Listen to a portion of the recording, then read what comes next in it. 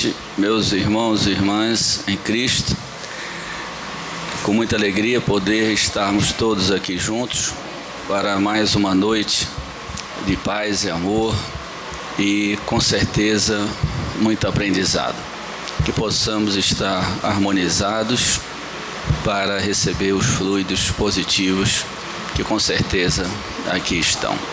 Temos hoje o palestrante, o nosso irmão Rob Moura, do Grupo Espírita Casa do Caminho, que fará a palestra sobre a esperança e a fé.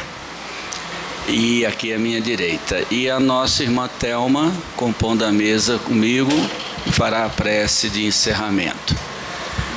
Eu estou aqui com vocês, dirigindo esta noite, e meu nome é Newton Carvalho, já somos trabalhadores aqui da casa, e faremos no exórdio que nos foi proposto, falaremos sobre espíritos errantes.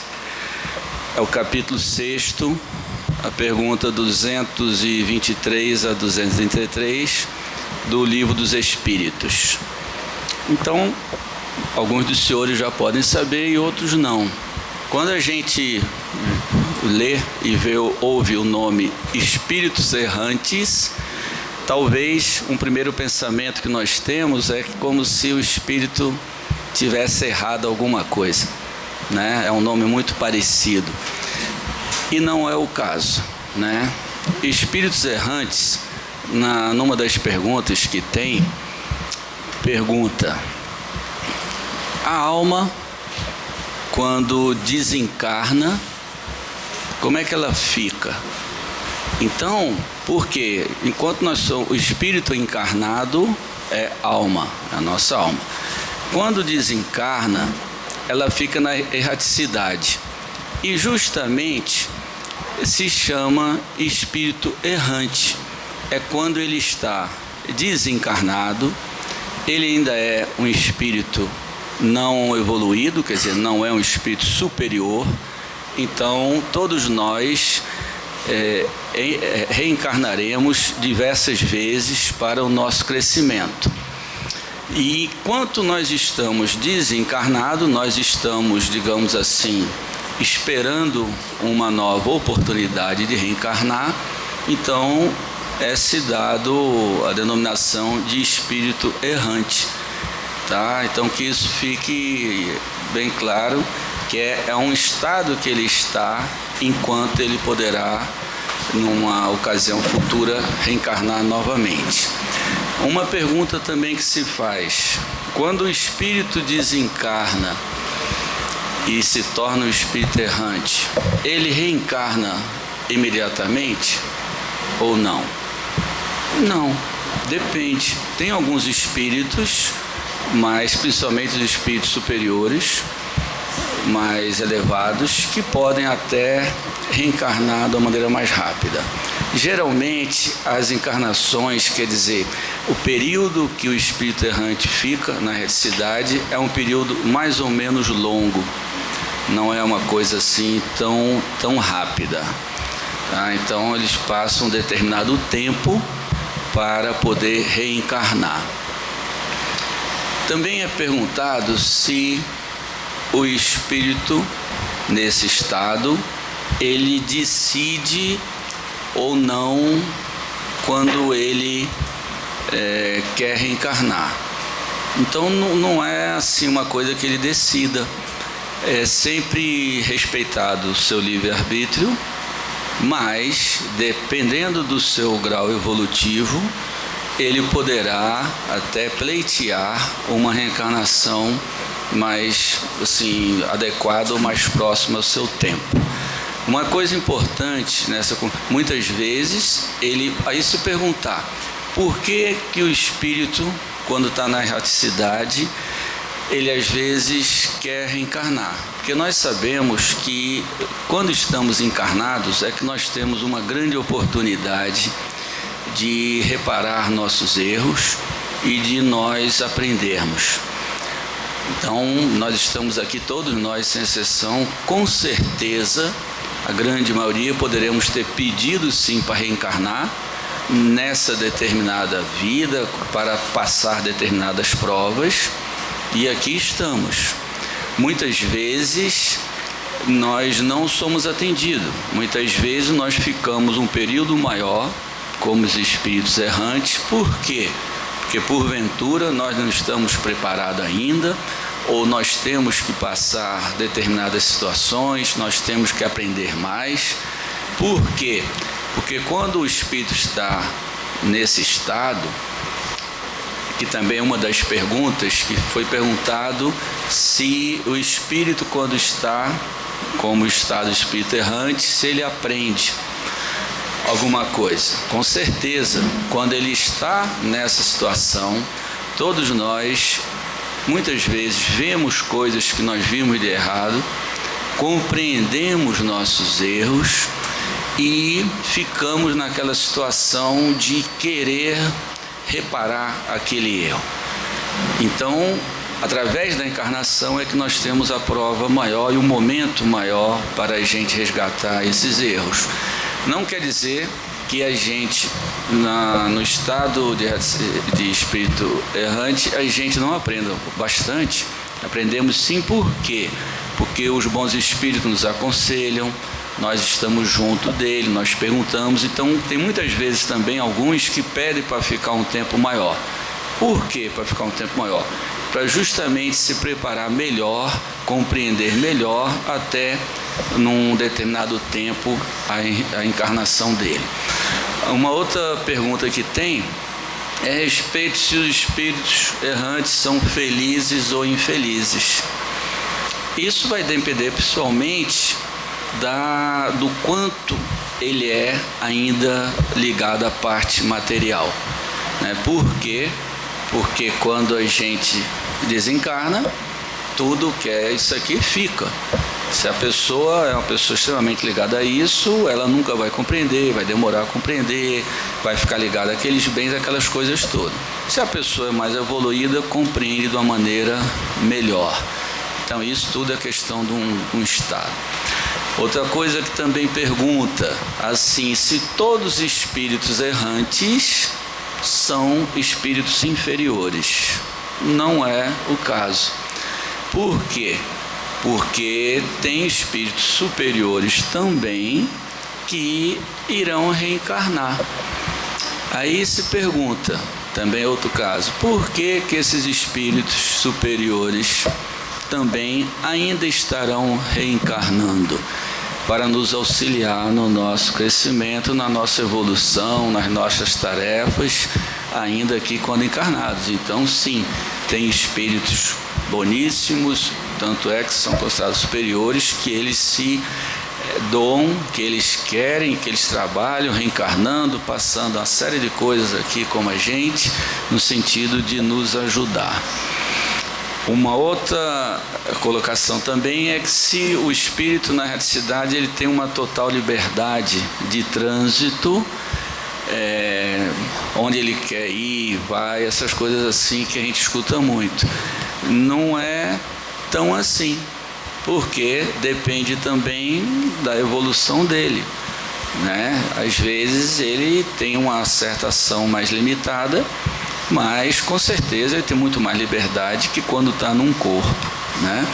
Esses espíritos também ainda inferiores, eles às vezes têm acesso a mundos superiores. Para quê? Como estrangeiros, como é dito na pergunta, para ele poder visitar um outro patamar e compreender que através da evolução que ele possa fazer na vida dele, digamos assim, na existência dele, ele está vendo onde ele poderá chegar. Então, sempre que nós estamos como espíritos errantes, que somos orientados, auxiliados pelos bons espíritos que nos acompanham, nós temos a dimensão de onde a gente pode chegar sendo um espírito melhor. Por isso que muitas vezes, quando a gente reencarna, a gente vem, digamos assim, com boa vontade, querendo resgatar vários erros nossos. Por quê? Porque a gente sabe que aquilo é importante para a gente. E finalizando, como a gente sabendo disso, os senhores, naturalmente, como a gente sempre fala, o exórdio é sempre um momento curto, é só para chamar o assunto em pauta, mas nós vemos o seguinte, que muitas vezes as provas que nós estamos passando em nossas vidas, nós pedimos por ela, através de um conhecimento que nós tivemos de fatos que nós erramos. Então, mais do que nunca, um motivo da gente ter força, ter compreensão, ter estudo e entender que nós precisamos seguir o nosso caminho em frente, aceitando com resignação as que nós estamos passando e agradecendo a Deus esses momentos que nessa ocasião a gente acha que é um momento de sofrimento e de dor, mas Jesus nos ensinou que a dor é uma bênção, então que procuremos entender a profundidade do que ele quis dizer. Vamos nos preparar para fazer a prece de abertura dos trabalhos, por favor. Senhor Jesus, amado Mestre, querido Deus, nosso Pai de suprema bondade.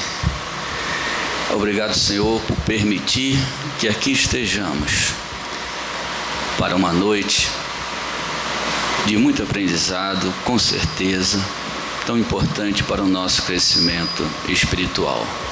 Que saibamos, Mestre amado, purificar nossos pensamentos e nosso coração, para assim estarmos preparados a receber os ensinamentos que, através da palestra de nosso irmão, com certeza chegarão.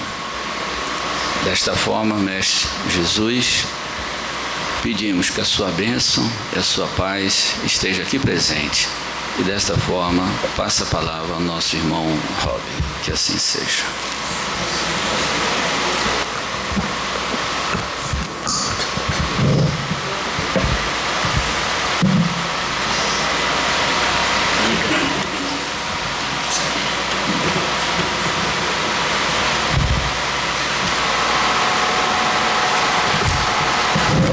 Boa noite. Todos acordados, graças a Deus. Tem uma música da qual eu gosto muito. Eu não ia começar falando sobre isso não, mas eu estava aqui, aí veio a música e eu me lembrei e eu vou falar um pouco dessa música para vocês. É a música de Reginaldo Manzotti, aquele padre, Reginaldo Manzotti. Ela diz assim: como é bom estar aqui. Porque eu me sentia bem, eu me sinto bem quando eu estou aqui ou em qualquer casa espírita que eu vá, eu me sinto muito bem. Então agora aqui me sentindo bem, né, recebendo os fluidos benéficos que a casa tem para nos oferecer através da espiritualidade amiga, né?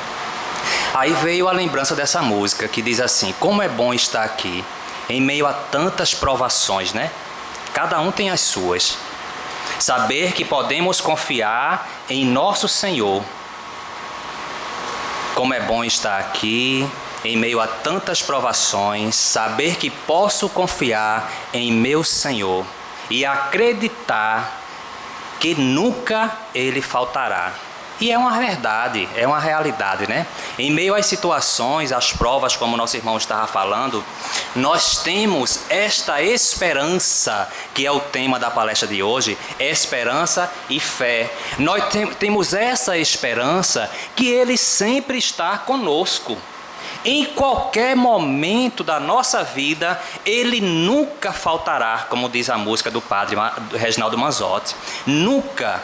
Apesar de quando estamos passando pela prova, verdadeiramente, nós às vezes hesitamos, não é? E achamos, e até muitas vezes dizemos assim: Senhor, o Senhor não está vendo isso não?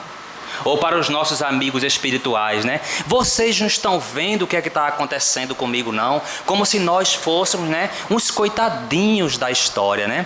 Assim, não, a gente está passando, mas por que eu estou passando por isso? Será que eu mereço? Às vezes a gente acha que não merece passar por situações difíceis na vida. Só queremos passar por situações boas, né, prazerosas, nós queremos ganhar, nós queremos lucrar, nós queremos nos dar bem, nós queremos que as coisas aconteçam da melhor maneira possível para nós.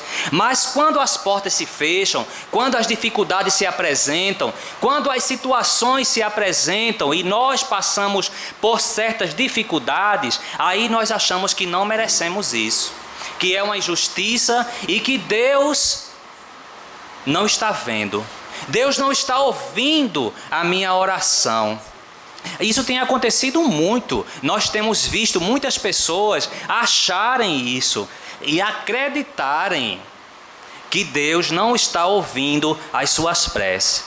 E eu confesso para vocês, acredito que vocês têm certeza disso, não é verdade. Deus está conosco a todo momento. Isso é uma esperança que nós temos, uma confiança que nós temos e uma certeza que nós temos que Ele está conosco sempre. E nessas horas de dificuldade, aí é que Ele está mesmo. Vocês já ouviram falar daquele poema, né? Pegadas na areia, né? Só uma pegada. Antes tinham 2 pegadas e agora eu só vejo uma, Senhor. Na hora mais difícil eu só vejo uma pegada.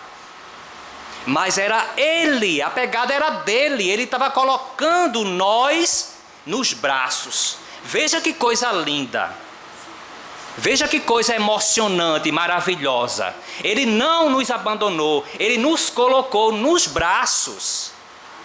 É muito bom saber disso, é muito bom acreditar nisso, que Deus está conosco a todo momento.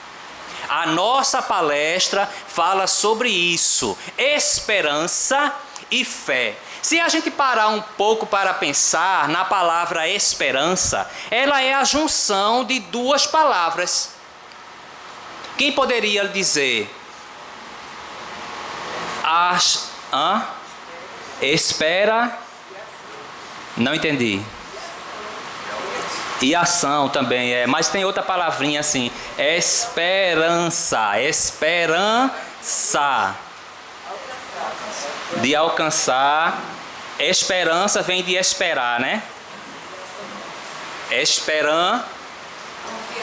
Confiança, esperança e confiança juntando dão a esperança, que é esperar confiando. Se a gente parar um pouco para refletir sobre isso, tem lógica. Aquele que confia, ele espera.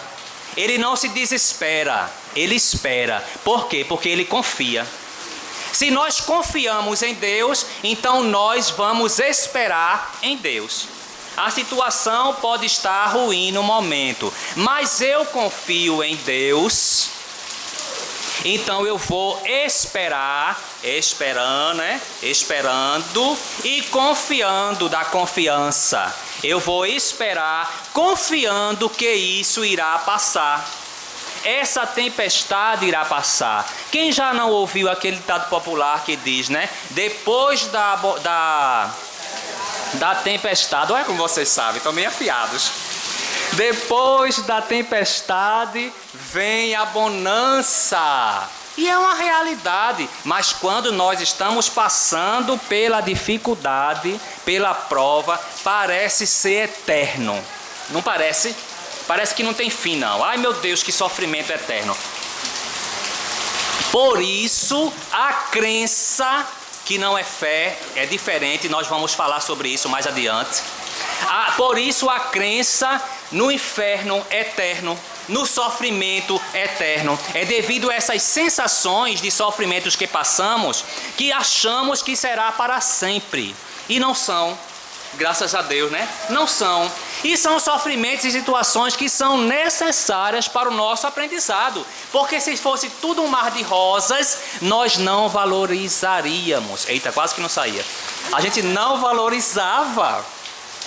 Se fosse tudo bonzinho, essas dificuldades, essas provações, essas situações de aperto, se pararmos para prestar atenção, são elas que nos impulsionam para a frente e para o alto.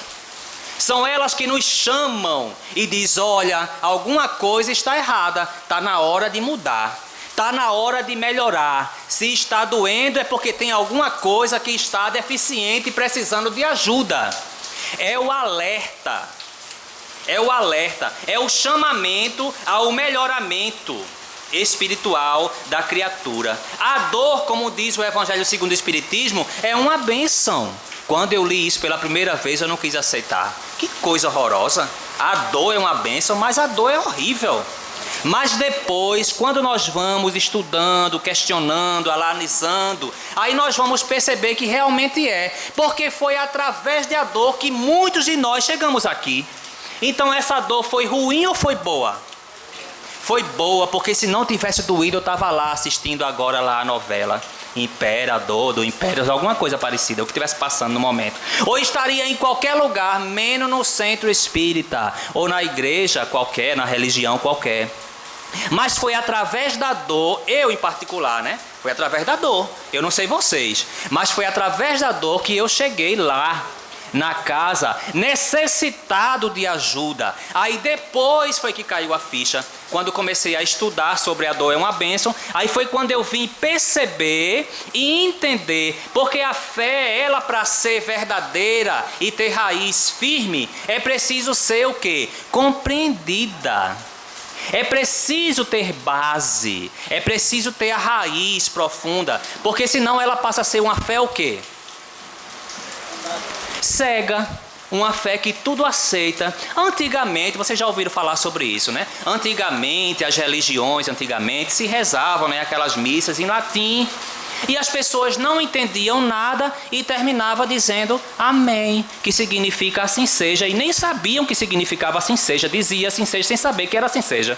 Dizia amém, sem saber, sem entender o que estavam dizendo, e estavam confirmando uma coisa como sendo verdadeira, sem ter o entendimento da verdade. Isso é uma fé verdadeira? É uma fé raciocinada ou é uma fé cega? É uma fé cega. Na Idade Média, né, também se acreditavam que os fiéis não podiam ler a Bíblia, né? Os evangelhos, só aquelas pessoas, né, os monges, os padres, os bispos, essas coisas, é que podiam ter essas informações. Então eles passavam para as criaturas da maneira que eles queriam, manipulavam as criaturas. E nós, muito tempo, fomos manipulados por certas crenças, mas agora acabou esse tempo. Agora é a hora de buscar a nossa verdadeira crença, a nossa verdadeira fé e acreditar sabendo por que acredita. E estar na casa espírita, por que eu estou aqui? O que é que eu vim buscar aqui? Eu vim aqui por curiosidade ou outra situação qualquer. Por que é que eu estou aqui? É porque eu acredito ou porque eu estou duvidando e estou querendo acreditar? Eu costumo dizer, não acreditem em tudo que eu disser. Vá questionar, vá estudar, vá ler, vá pesquisar, para ter a certeza se verdadeiramente faz sentido o que nós estamos falando. Não é aceitar de mão beijada, não. Eu já vi e conheço pessoas que acreditam piamente em tudo que os palestrantes falam, porque diz, não, foi o fulano que falou, então se ele falou, eu acredito. Não vai lá buscar, folhear e pesquisar para saber se verdadeiramente é aquilo que ele falou. Não é porque foi um Divaldo Pereira Franco, vocês devem conhecer, né? A maioria dos espíritas conhece o Divaldo Pereira Franco. O próprio Divaldo disse certa vez assim: quando eu faço as minhas palestras e eles filmam, eu primeiro peço para assistir, para tirar aquelas partes da qual eu me equivoquei. Então, se o próprio Divaldo, que é um conhecedor da doutrina de uma forma maravilhosa, grandiosa, pode se equivocar em alguns momentos, imaginemos nós. Aí vocês vão sair com as informações, tudo achando que é verdadeiro só porque foi eu que falei, ou foi o outro qualquer. Não, é preciso ter o questionamento. E Allan Kardec traz isso através da sua codificação. Ele pede para que a gente questione, para que a gente avalie, para que a gente busque, para ter a certeza se realmente aquilo é verdadeiro. Para não ter aquela fé vacilante, não é? Que é aquela fé da crença.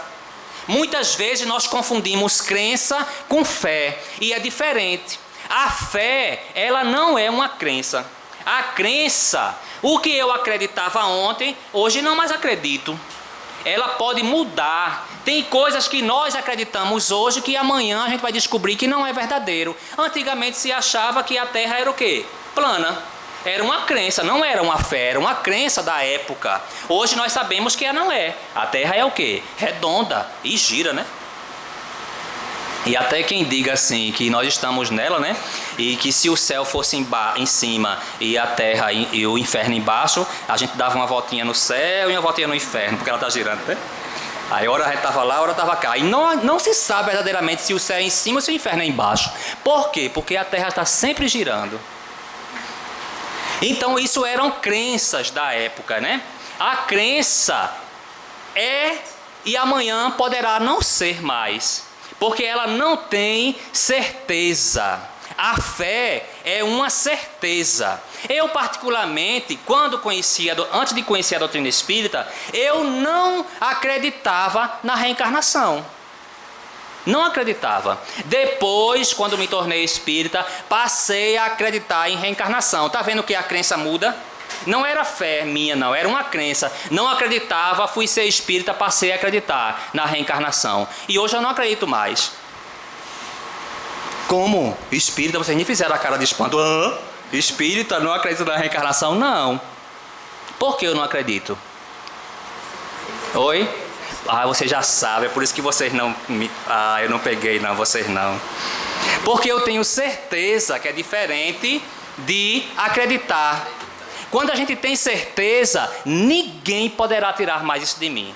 Não venha religioso nenhum, de lugar nenhum, tentar me convencer, dentro da Bíblia, fora da Bíblia, ali, em canto nenhum, me convencer que a reencarnação não existe, porque não vai conseguir. Por quê? Porque não é mais uma crença, agora é uma fé. É uma fé raciocinada que foi buscada e entendida através do estudo. Foi compreendido, como diz Allan Kardec. A fé, para ser robusta, ela precisa ser compreendida. E ninguém mais tira de você isso. Se você entendeu o que significa reencarnação, que é uma justiça divina, porque sem ela nada se explica, nada. Sem a reencarnação seria injusto. Deus seria um Deus injusto. E Deus não é injusto. Deus é justo. Quando a gente entende isso, ninguém mais tira. Porque já está ali, dentro de nós. Verdadeiramente. E ninguém consegue mais tirar. A diferença, né? De fé para crença.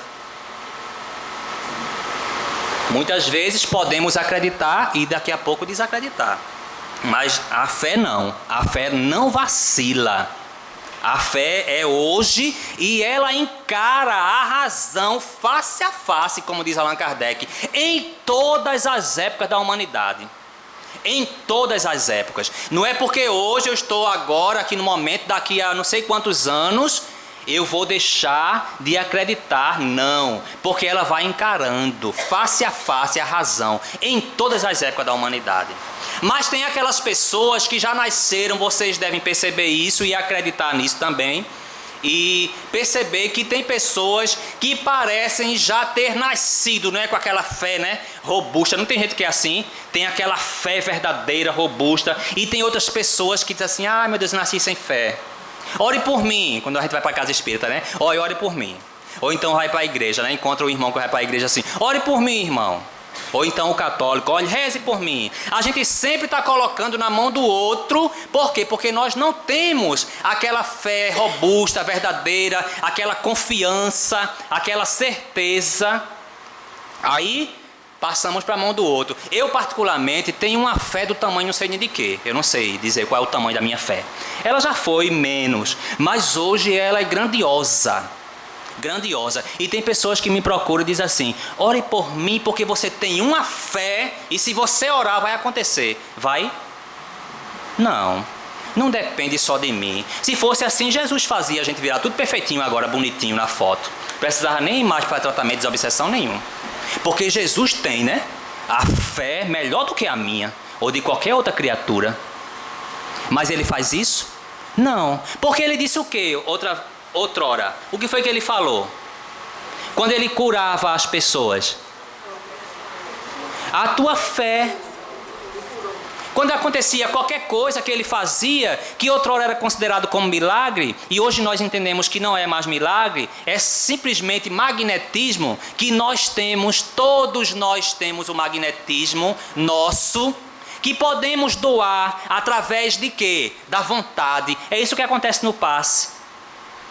Tem a parte espiritual, mas tem a parte material também. Tem a doação da criatura. A vontade de estar ali sem receber nada, não é pago, é de graça. Dai de graça o que de graça recebeste. E está ali impondo as mãos, era o que Jesus fazia. E Jesus disse certa vez o que? Mas eu não sou Jesus, a gente poderia dizer. Mas Jesus não disse, tudo o que eu fiz, vós também podeis fazer. Foi a palavra dele, não é nossa não. Ele disse que a gente poderia fazer. Agora o que é que falta em nós? A vontade. Porque se a gente quiser, a gente faz a coisa acontecer. Falta a vontade, a nossa vontade é muito limitada ainda.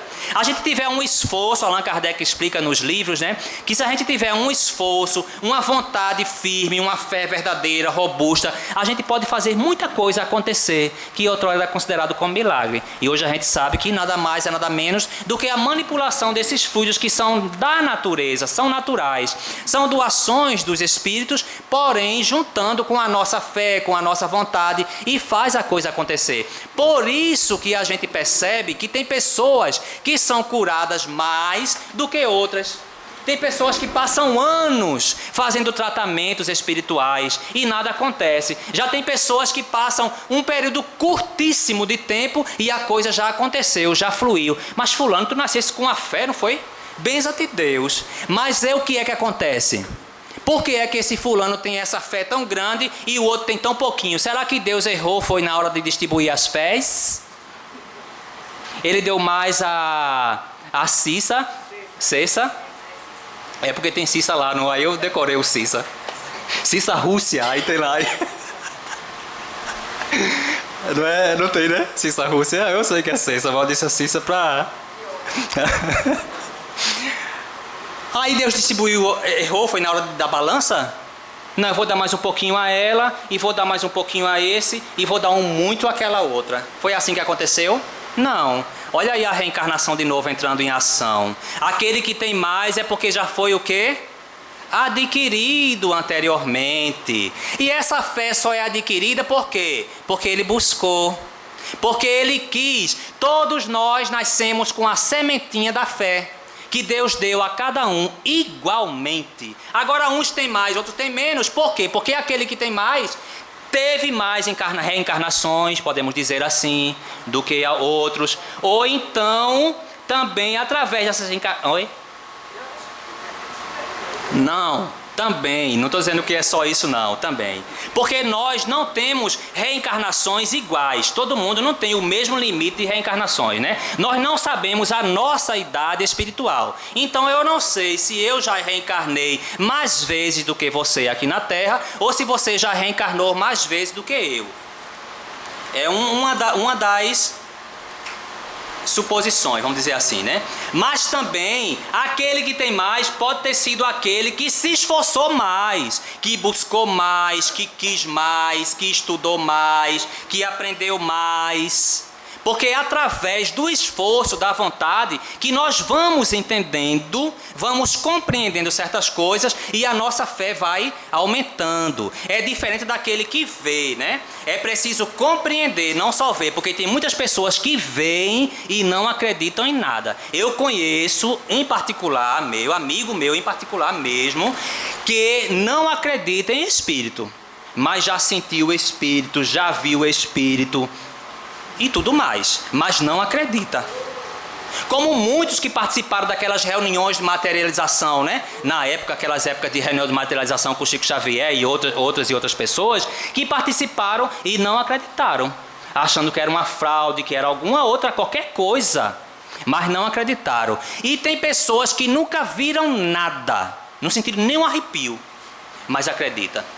Por quê? Porque compreendeu. A fé, ela não precisa ver para ter, não. É preciso compreender, que é diferente. Aquele que compreende tem uma fé verdadeira e robusta, né? Esperança e fé. Nós precisamos ter esperança em Deus, precisamos confiar em Deus e precisamos confiar em nós mesmos também. Nós temos o cuidado e devemos ter o cuidado de não confundir fé com presunção. Porque tem pessoas que dizem que têm fé, mas não. São aquelas pessoas orgulhosas, né, que têm a presunção de dizer que tudo pode, que tudo consegue, que tudo faz, independente do Criador. Isso é uma fé verdadeira? Não. Ele está colocando a confiança só nele. Nós devemos colocar a nossa confiança em Deus primeiro. Lógico que nós temos os nossos méritos também. Nós temos a nossa capacidade e é muito importante ter autoestima. É muito importante ter a autoestima, ter a confiança em si mesmo, porque diz aqui no livro, né, dos Espíritos, que quando nós, e no Evangelho segundo o Espiritismo, que quando nós temos essa confiança e colocamos isso em ação e trabalhamos em prol daquilo com perseverança, nós alcançamos o objetivo. Quem já não passou por uma situação aqui parecida, né? De dizer assim, não, eu quero, eu posso, eu acredito em Deus e busca e ora e estuda também. Porque não é simplesmente acreditar em Deus e não estudar e pedir na hora da prova tirar um 10. Não, porque isso é uma fé cega, né? Não é uma fé raciocinada. A fé raciocinada, ela faz a sua parte e o outro faz a dele. Deus faz a parte dele, mas Deus pede que nós também façamos a nossa parte. É muito importante unir a nossa vontade à vontade de Deus. Deus quer que a coisa aconteça, mas eu preciso querer que a coisa aconteça também. Existe relato de pessoas que fizeram tratamentos espirituais e não ficaram curadas e não aconteceram nada. E essas pessoas questionavam a casa espírita quando faziam, né, as triagens ou pediam uma orientação da espiritualidade e não vinha orientação nenhuma. E a pessoa sempre doente, e tratamento, e água, e passe, e isso e aquilo, e a pessoa não melhorava. Então o médium questiona o espírito porque a pessoa estava importunando muito ele, me desculpem a expressão, mas a pessoa estava querendo saber o porquê que nada acontecia. Então a entidade espiritual chegou e disse para o médium, diga para ela que ela não foi curada porque ela não quer ser curada. Nós já fizemos a nossa parte, nós fizemos tudo, mas ela não quer ficar boa, porque ela encontrou na doença uma forma de chamar a atenção dos outros para si. Então ela quer ser doente, ela quer ser a coitadinha da situação. Então nós não podemos fazer nada, nem Deus pode fazer nada. Por quê? Porque nós temos o nosso livre-arbítrio. E Deus é educado. Deus só faz aquilo que nós permitimos que Ele faça. Não é simplesmente a vontade dele, não. A vontade dele é que sejamos sadios, que vivamos bem e felizes. Mas não depende só dele, depende de nós também. Quando a gente quer, a coisa acontece mais rápido. É por isso que muitas pessoas são curadas mais rápido e outras demoram mais. Porque tem pessoas que querem e que se esforçam e fazem e buscam e desejam. E oram, e estudam, e leem, e escutam boas músicas, e as conversações são edificantes. Tudo isso vai contribuir para que a coisa aconteça. Então, o primeiro passo precisa ser dado por nós primeiro. Quando nós damos o nosso passo, o nosso primeiro, pode ter certeza que a coisa vai fluir mais facilmente, mais rapidamente. Acredito que você já tenha ouvido falar de algumas... esqueci a palavra. Algumas pesquisas científicas que foram feitas em relação a doentes em hospitais. Doentes que iam receber oração e doentes sem receber orações. Os que recebiam orações estavam sendo curados mais rápidos. E os que não tinham ninguém orando por eles estavam demorando mais a se curar. Um grupo de pessoas que tinham uma religião, que tinham uma fé, que acreditavam em alguma coisa e que buscavam, através da sua religião, se curavam mais rápido. Aquele grupo que não tinha religião nenhuma, que não buscava, que não orava, que não acreditava, era mais difícil de se curar. Vocês já ouviram falar sobre isso? Dessas experiências que foram feitas? Oi? Teve um congresso falando sobre isso. Ah, então vocês já estão muito estudados. Mas é uma verdade.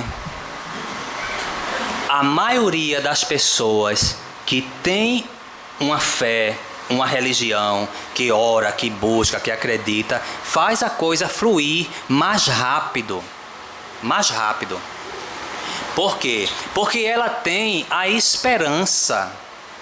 Ela sabe que está passando por aquilo, mas ela tem uma confiança de que aquilo é simplesmente uma passagem e que é necessário para o seu aprendizado, que não é por acaso que ela está passando por aquilo, que aquilo é simplesmente um momento, é aquela tempestade, mas que a bonança chegará, uma hora ou outra chegará. É preciso a gente ter essa confiança em Deus. É preciso a gente se colocar nas mãos do Criador e ter essa certeza que Ele tudo pode. Ah, mas eu não posso. Mas se eu não posso, mas Ele pode. A confiança é isso. Eu posso não confiar em mim mesmo, mas se eu colocar a minha confiança em Deus, já é uma razão para que a coisa flua, para que a coisa aconteça. É muito bom a gente depositar a nossa fé, a nossa confiança em Deus, né?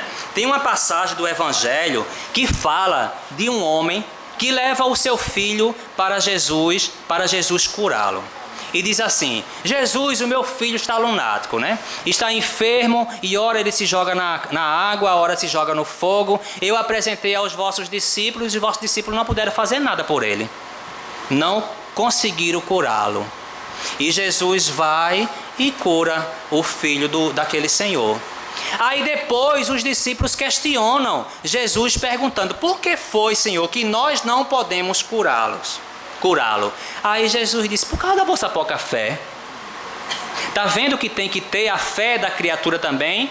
Na hora do passe o médium tem que ter fé, ele tem que acreditar. Porque muitas vezes o médium poderia imaginar: não, eu fiz o curso de passe. Aí é só o mecânico ali, né? Aquele joguinho, né? E não acreditar que pode fazer alguma coisa através da espiritualidade e na confiança em Deus. E a vontade do médium também vai influenciar. Mas se o médium estiver simplesmente ali, o médium passista, simplesmente ali, mecanicamente, a coisa não vai acontecer. Foi o que aconteceu com os discípulos do Cristo. Vocês não conseguiram curá-lo, palavra de Jesus, por causa da vossa pouca fé. Mas nós percebemos isso no início, né? Os discípulos não tinham fé suficiente para curar. Mas depois, mais adiante, com a convivência, foram entendendo, foram compreendendo o porquê. Jesus ensinando, explicando, porque a fé verdadeira não é robusta, né? Não é compreendida. E foram entendendo e compreendendo o que foi que aconteceu.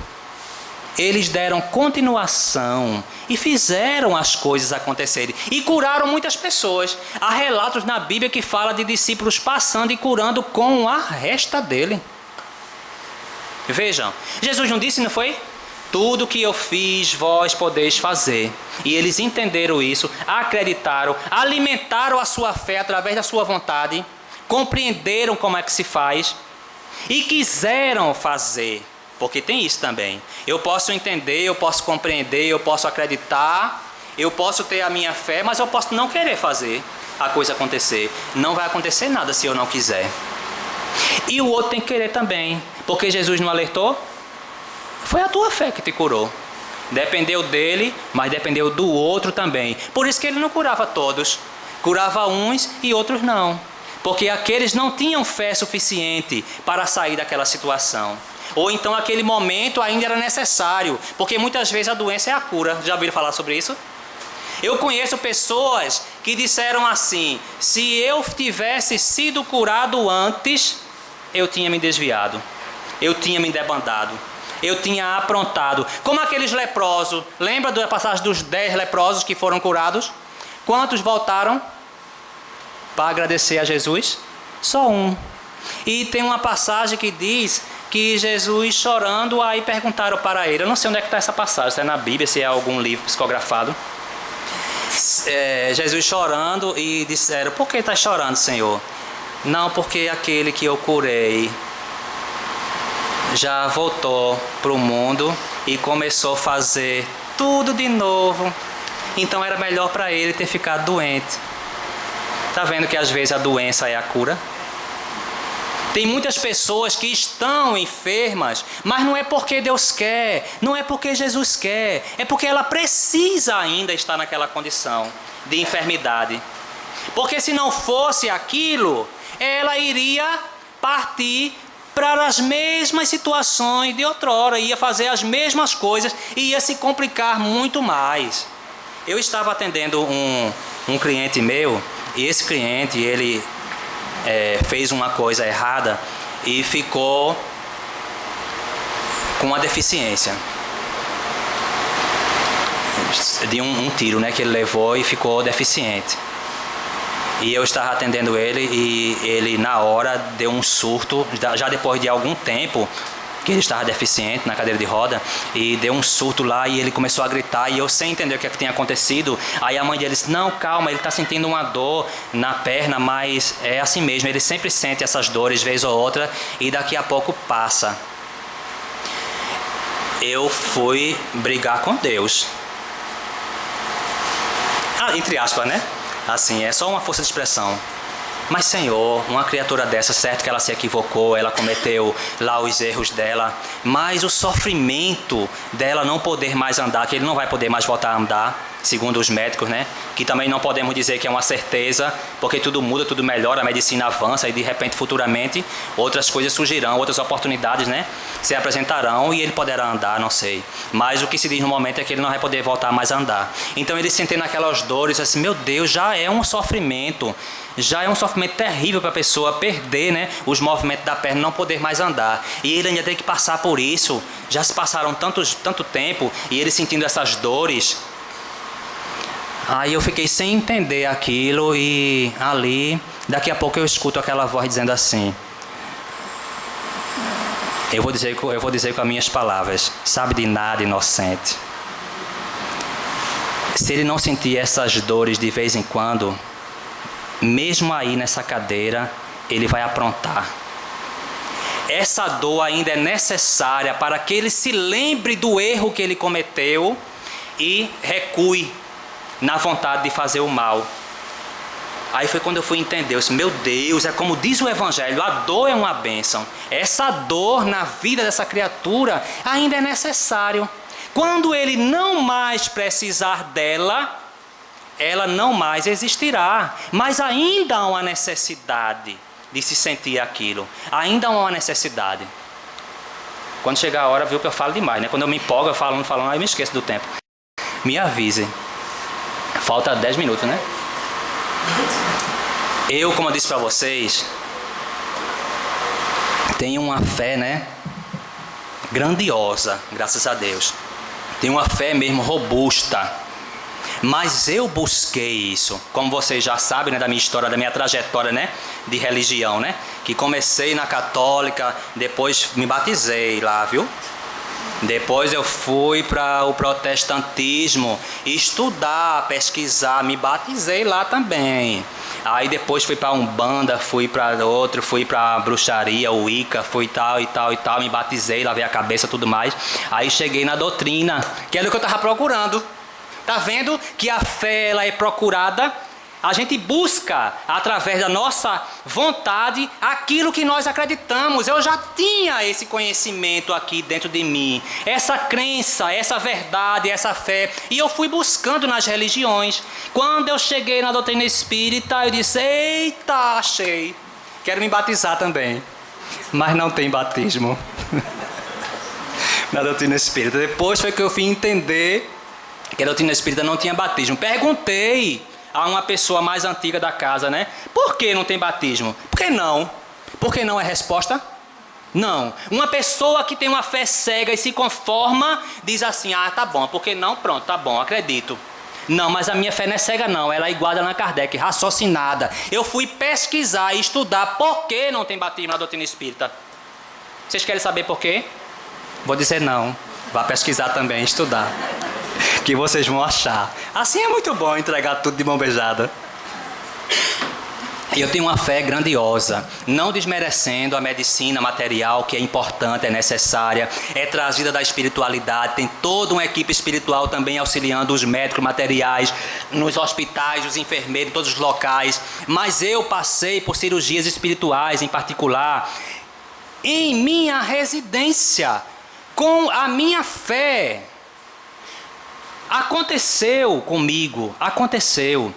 Uma porque eu acreditei, uma porque eu tenho fé mesmo, e eu sei que é possível, e eu devo ter o merecimento, porque senão não tinha acontecido. Não vamos dizer aqui, né, querer... Ah, não mereço, aquela coisa, né, aquela falsa modéstia, aquela modéstia, né, assim, sem querer ser, né, aparecer, mas não estou dizendo que todo mundo que faz isso é falso, não, estou dizendo assim, né. Mas nós temos os nossos merecimentos. Se aconteceu é porque havia um merecimento, havia uma necessidade para que aquilo acontecesse. E aconteceu coisas maravilhosas. Não dá tempo de contar sobre todas as experiências que eu tive em relação a isso, não. Mas só uma, né? Para ilustrar. Também não é para me engrandecer com isso, não. É só para ilustrar, porque a fé, ela também pode ser alimentada através das histórias que nós ouvimos de outras pessoas. Nós também podemos despertar e adquirir fé, porque a fé também é adquirida. Ela não pode ser imposta, como diz aqui no Evangelho segundo o Espiritismo. Ah, eu tenho fé, eu vou doar para você, vou dar um pouquinho a você e você. Não, ela não pode ser imposta, não, como muita gente aí está fazendo, né? Vendendo fé, né? Vendendo milagre, vendendo fé, vendendo cura, muita coisa, né? Que são aqueles mesmos, acredito que sejam aqueles mesmos espíritos, né, de antigamente, que estão voltando, né? Que antigamente vendiam as indulgências, né? Aí voltaram para resgatar, mas não estão resgatando não, continuando no mesmo erro. Mas vão voltar, viu? Graças a Deus, vai precisar voltar. E eu estava lá. Eu tenho certeza que eu estava lá, na época. Porque eu tenho uns amigos espirituais que são padres equivocados do passado. Eu acho que eu estava lá com eles também, me equivocando, né? Fazendo alguma coisa errada no meio das religiões. Por que não? E o amor cobre a multidão do pecado, como disse Pedro, né? Então agora estou aqui por amor. Não estou pedindo nada, não estou cobrando nada, não estou querendo nada em troca, nem de Deus, nem de ninguém, nem obrigado, nem aplauso, nem nada. Estou aqui por amor a essa doutrina maravilhosa que tanto tem feito por mim e eu preciso fazer alguma coisa por ela também. Eu preciso fazer alguma coisa por ela, porque ela merece. Porque ela tem nos oferecido muito, ela tem nos dado muito. Mas vamos voltar para a história, né? Que vocês estão tudo curiosos para saber. A história da cirurgia espiritual em casa. Eu passei por uma situação, por uma enfermidade. E eu pedi a ajuda. Na hora não tinha como eu ir para o hospital. E eu estava sozinho em casa e eu gritava de dor. Muita dor. E eu me lembrei de Bezerra de Menezes, o médico dos pobres. Também sou pobrezinho, né? Coitadinho, bichinho.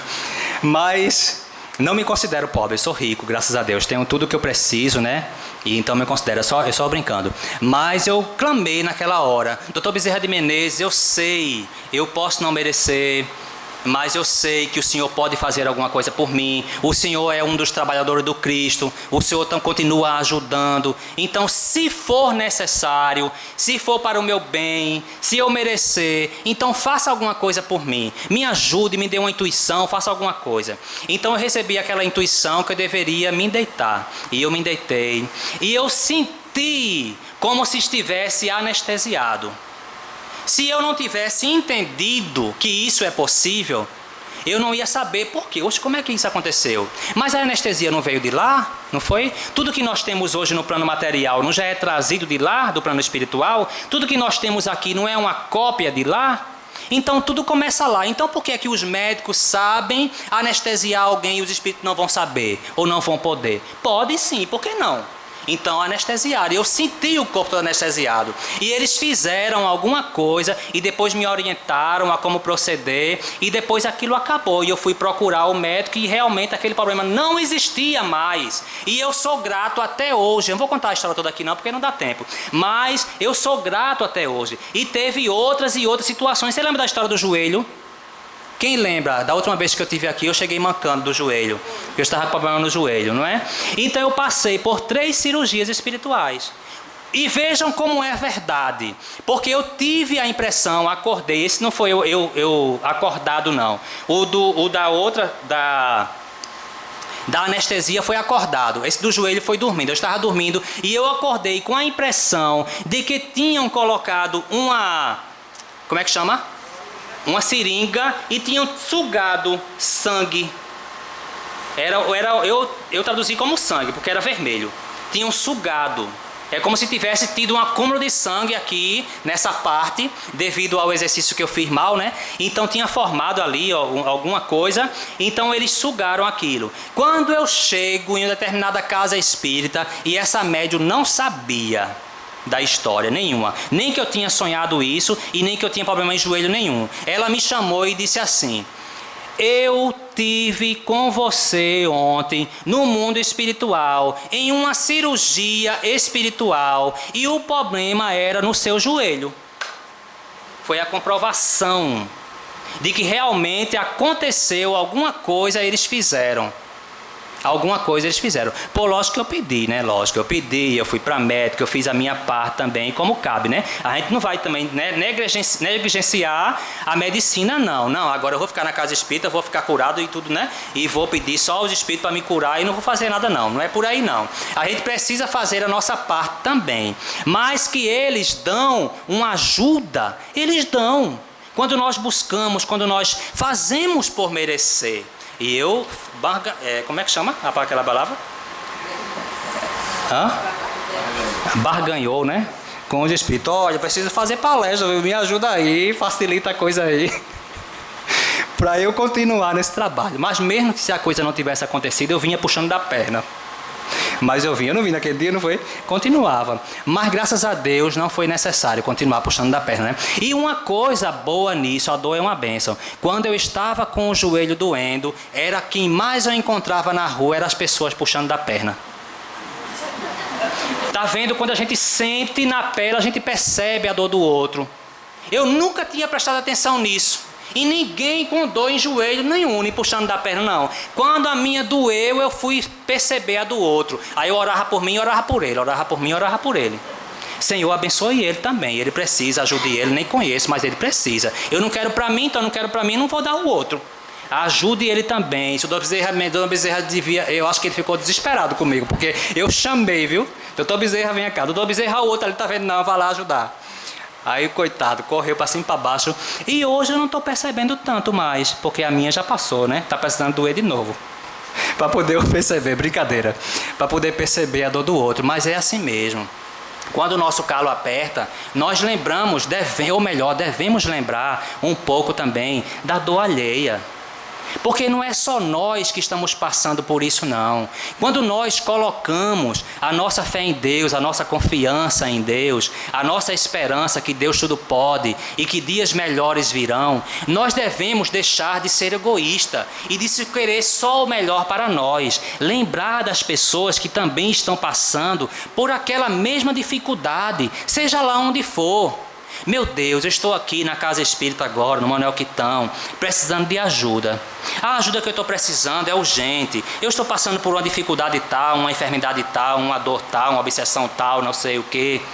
Mas tem inúmeras pessoas que também nesse momento estão passando por isso e não tiveram a oportunidade de chegar a esta casa, Senhor. Ilumina essas criaturas para que elas também tenham a oportunidade de adentrar uma casa como essa, para que a espiritualidade consiga influenciar essa criatura e trazê-la para que ela também possa se melhorar através da tua mão, do teu poder, da tua ajuda, da ajuda da equipe espiritual que aqui está. Devemos pensar neles também, naqueles que não tiveram a oportunidade de hoje estar aqui. Hoje nós estamos aqui buscando essa esperança, essa confiança, essa fé em Deus para levar adiante. Não é para ficar para nós, não. Vamos levar adiante isso que é muito importante. E divulgando, né, o livro da nossa irmã que fala da esperança. Esperança é muito bom. Leiam o livro. Não é porque é dela não é? Mas vale a pena ler. Vale a pena. Quer conhecer um pouco mais sobre esperança? Então a gente tem que buscar, tem que ler sobre fé, tem que pesquisar, tem que batalhar, né? Fazer a nossa parte para que a coisa aconteça. Me desculpe alguma brincadeira, né? Que eu sou assim mesmo, brincalhão. Eu gosto de vez em quando brincar, até mesmo para despertar a atenção de alguém. Quando eu percebo que estão desviando a atenção, aí eu brinco um pouco. Isso é uma estratégia minha, né? Brincar um pouquinho para vocês voltarem a atenção novamente para o assunto que é tão importante. Porque senão a gente está aqui e o pensamento está em qualquer outra coisa, né? E como disse Jesus, a gente precisa estar ali no local. Se eu quero que a coisa aconteça, eu preciso me colocar ali naquele momento de corpo e alma. Que Jesus nos abençoe, que todos nós possamos daqui sair hoje, né, com aquela fé firme e verdadeira em Deus, que tudo irá passar, irá melhorar. Muita paz.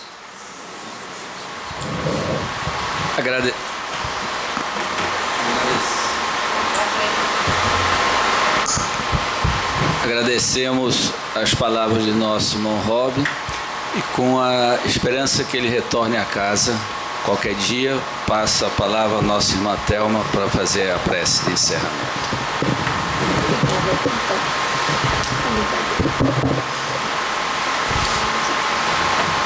Jesus, querido amigo, te agradecemos profundamente a oportunidade de estarmos aqui nesta noite, ouvindo tudo o que ouvimos, Senhor, e compreendendo um pouco mais a importância da fé nas nossas vidas. Ajuda-nos a saber fazer a nossa parte, Senhor, e a buscar aquilo de que necessitamos para que essa fé, essa confiança, essa esperança possa ser sedimentada dentro de cada um de nós, aqui presentes na noite de hoje, encarnados e desencarnados. E gratos mais uma vez, Senhor, devolvemos a palavra ao nosso irmão para que ele possa dar a primeira parte das atividades da noite de hoje por finalizada. Senhor, após a prece do nosso irmão, palestra do nosso irmão, pedimos que a vossa luz e proteção esteja com todos nós, hoje, agora e sempre. Assim seja. Uma boa noite para todos.